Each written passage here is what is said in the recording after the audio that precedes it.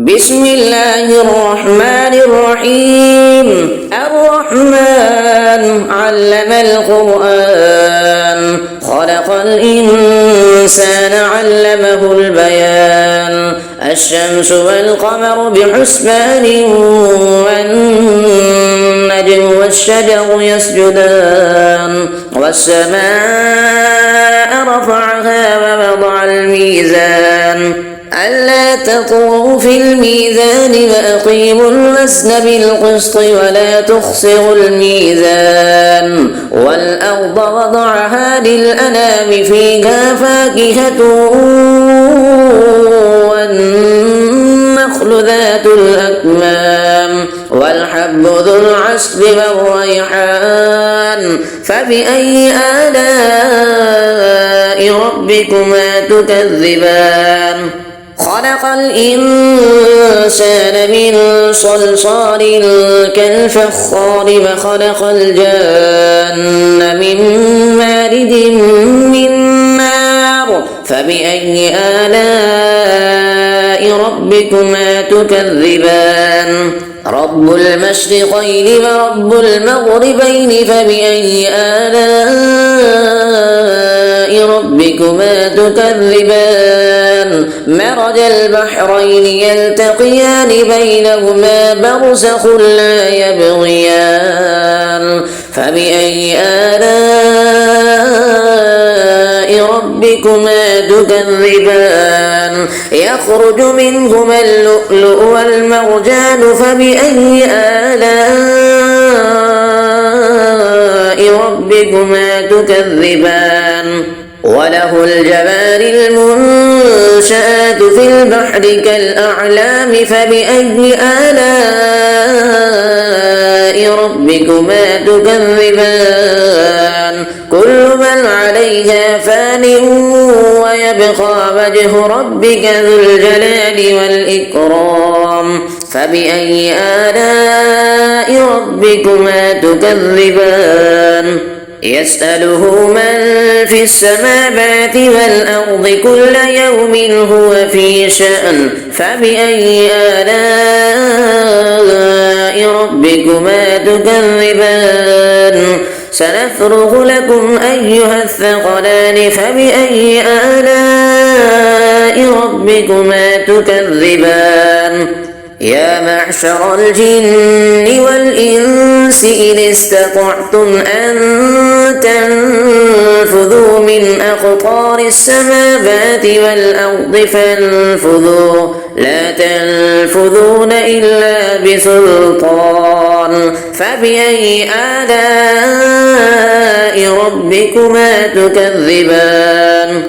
يرسل عليكما شواظ من نار ونحاس فلا تنتصران. فبأي آلاء ربكما تكذبان؟ فإذا انشقت السماء فكانت وردة كالدهان.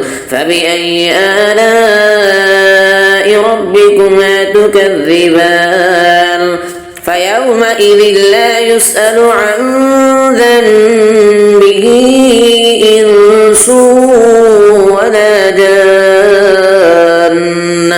فبأي آلاء ربكما تكذبان؟ يعرف المجرمون بسيماهم فيؤخذ بالنواصي والأقدام. فبأي آلاء ربكما تكذبان؟ هذه جهنم التي يكذب بها المجرمون يطوفون بينها وبين حميم آن.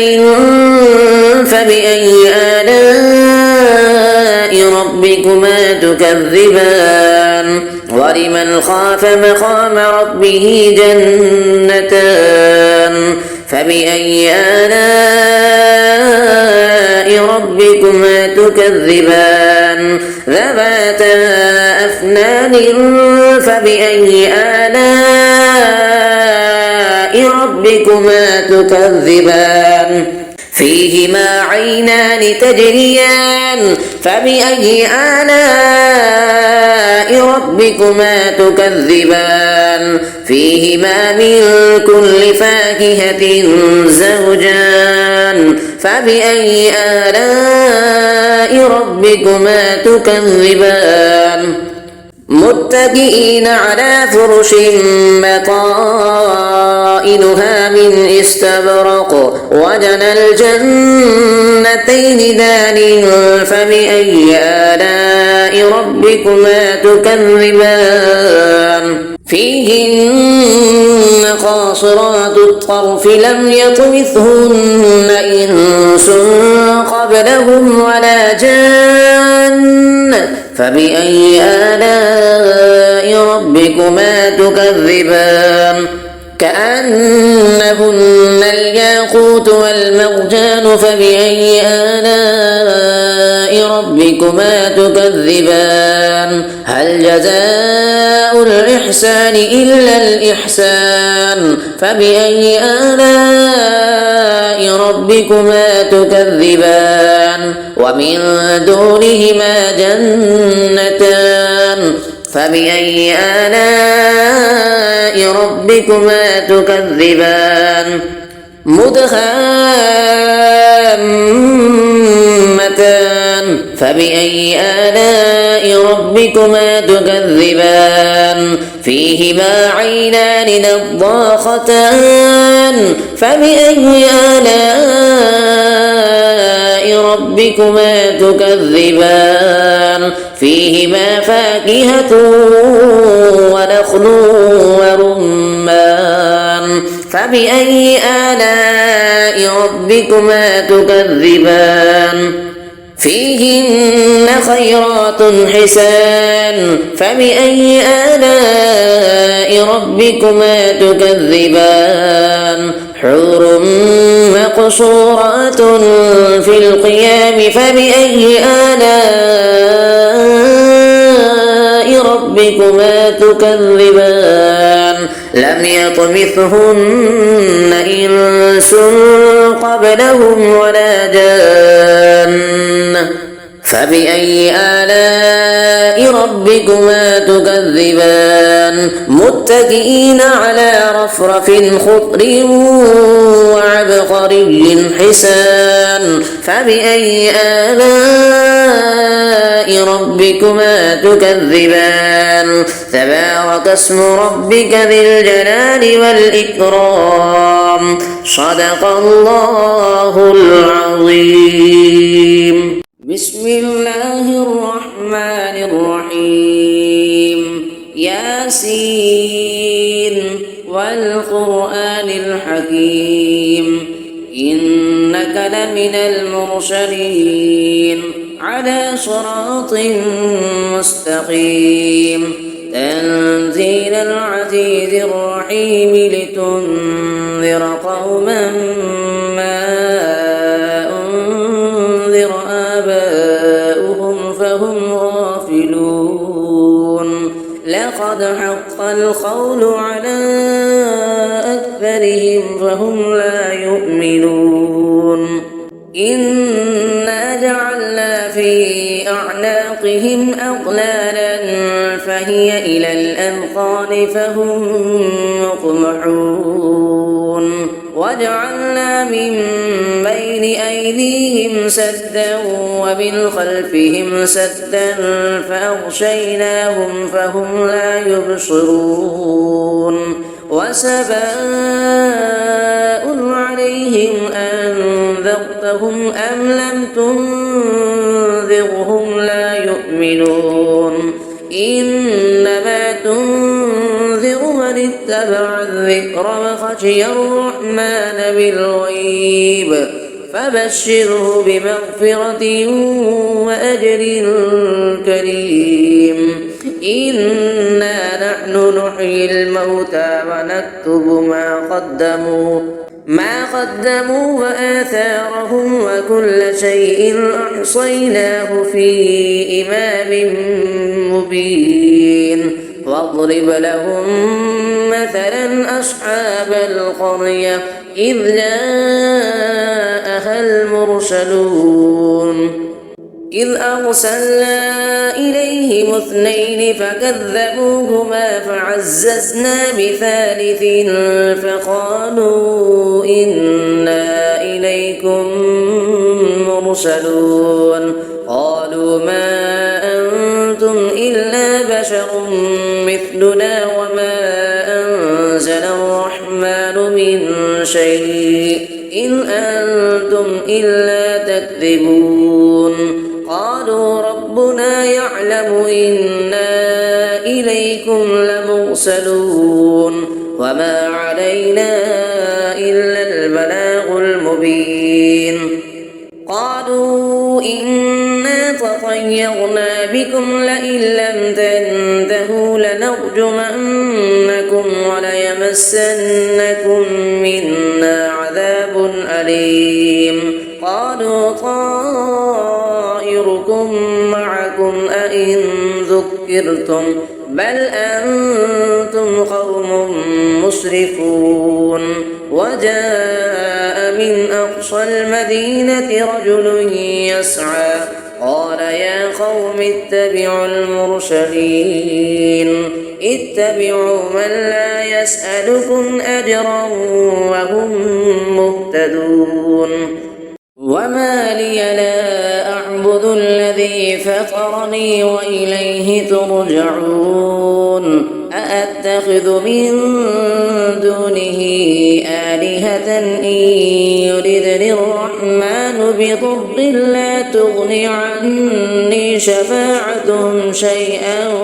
ولا ينقذون إني إذا لفي ضلال مبين إني آمنت بربكم فاسمعون قيل ادخل الجنة قال يا ليت قومي يعلمون بما غفر لي ربي وجعلني من المكرمين وما أنزلنا على قومه من بعده من جند من السماء وما كنا منزلين إن كانت إلا صيحة واحدة فإذا هم خامدون يا حسرة على العباد ما يأتيهم من رسول إلا كانوا به يستهزئون ألم يروا كم أهلكنا قبلهم من القرون أنهم إليهم لا يرجعون وإن كل لما جميع لدينا محضرون وآية لهم الأرض الميتة أحييناها وأخرجنا منها حبا فمنه يأكلون وجعلنا فيها جنات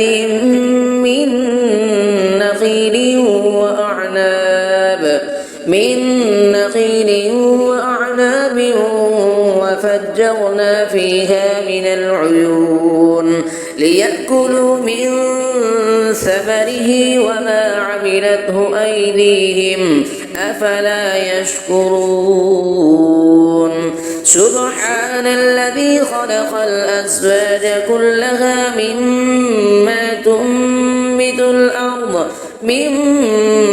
تنبت الأرض ومن أنفسهم ومما لا يعلمون وآية لهم الليل نسلخ منه النهار فإذا هم مظلمون والشمس تجري لمستقر لها ذلك تقدير العزيز العليم والقمر قدرناه منازل حتى عاد كالعرجون القديم لا الشمس ينبغي لها أن تدرك القمر ولا الليل سابق النهار وكل في فلك يسبحون وآية لهم أنا حملنا ذريتهم في الفلك المشحون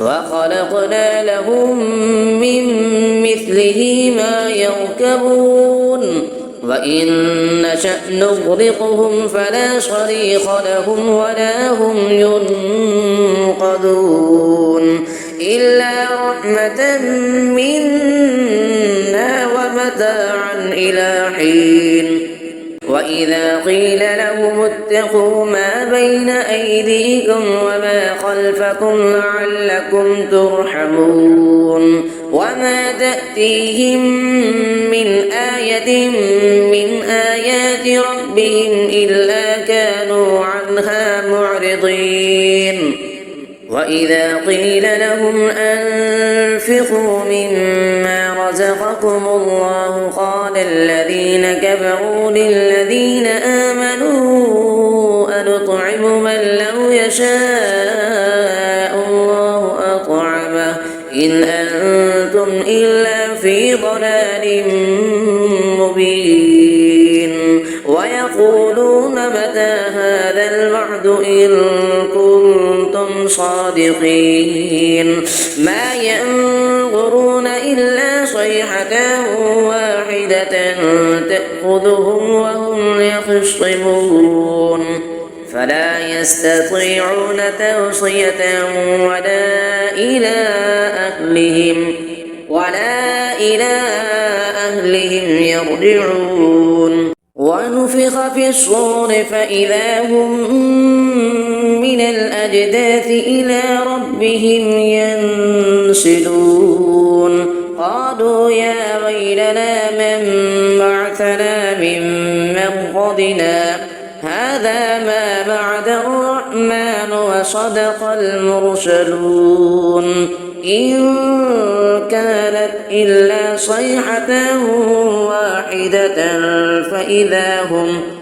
فإذا هم جميع لدينا محضرون فاليوم لا تظلم نفس شيئا ولا تجزون إلا ما كنتم تعملون إن أصحاب الجنة اليوم في شغل فاكهون هم وأزواجهم في ظلال على الأرائك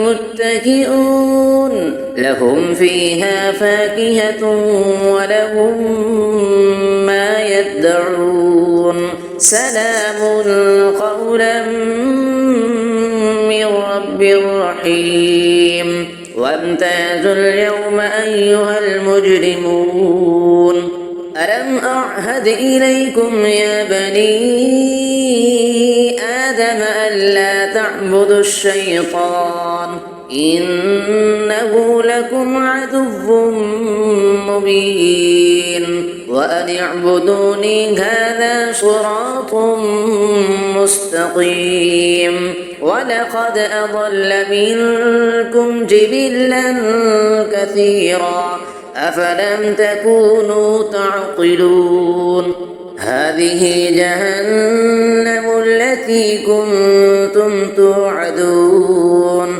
اصلوها اليوم بما كنتم تكفرون اليوم نختم على أفواههم وتكلمنا أيديهم وتشهد أرجلهم بما كانوا يكسبون ولو نشاء لطمسنا على أعينهم فاستبقوا الصراط فأنى يبصرون ولو نشاء لمسخناهم على مكانتهم فما استطاعوا مضيا ولا يرجعون ومن نعمره ننكسه في الخلق أفلا يعقلون وما علمناه الشعر وما ينبغي له إن هو إلا ذكر وقرآن مبين لينذر من كان حيا ويحق القول على الكافرين أفلم يروا أنا خلقنا لهم مما عملت أيدينا أنعاما فهم لها مالكون وذللناها لهم فمنها ركوبهم ومنها يأكلون ولهم فيها منافع ومشارب أفلا يشكرون واتخذوا من دون الله آلهة لعلهم ينصرون لا يستطيعون نصرهم وهم لهم جند محضرون فلا يحزنك قولهم إنا نعلم ما يسرون وما يعلنون أفلم ير الإنسان أنا خلقناه من نطفة فإذا هو خصيم مبين فضرب لنا مثلا ونسي خلقه قال من يحيي العظام وهي رميم قل يحييها الذي أنشأها أول مرة وهو بكل خلق عليم الذي جعل لكم من الشجر الأخضر نارا فإذا أنتم منه توقدون أفليس الذي خلق السماوات والأرض بقادر على أن يخلق مثلهم بلى وهو الخلاق العليم إنما أمره إذا أراد شيئا أن يقول له كن فيكون فسبحان الذي بيده ملكوت كل شيء وإليه ترجعون صدق الله العظيم.